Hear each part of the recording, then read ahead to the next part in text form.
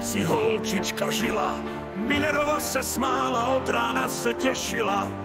Našla v trávě něco, co se zablízklo. Žlutý zapalovač, co se na ní smálo. Ať prší, sněží, nebo slunce pálí, Minerva se smíchem svět zapálí.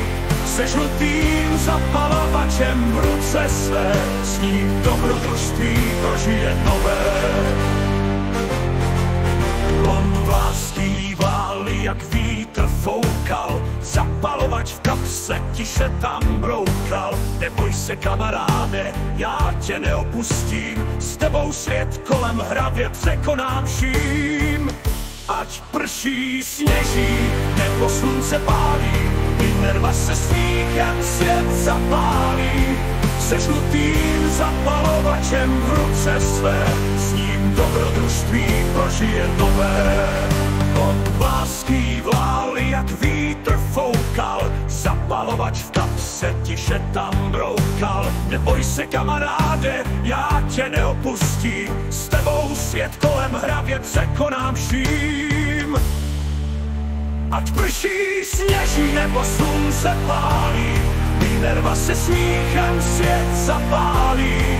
Se žlutým zapalovačem v ruce své, s ním dobrodružství prožije nové.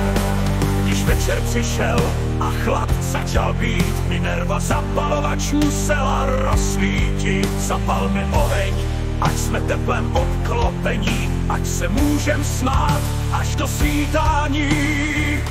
Ať prší, sněží, nebo slunce pálí, Minerva se smíchem svět zapálí. Se žlutým zapalovačem v ruce své, s ním dobrodružství prožije nové. A tak spolu žijí, smějí se a hrají, zapalovač a Minerva veselé chvíle tráví. Pozor na kuchyň, tam už nehoří, od té doby, co brambory spálili.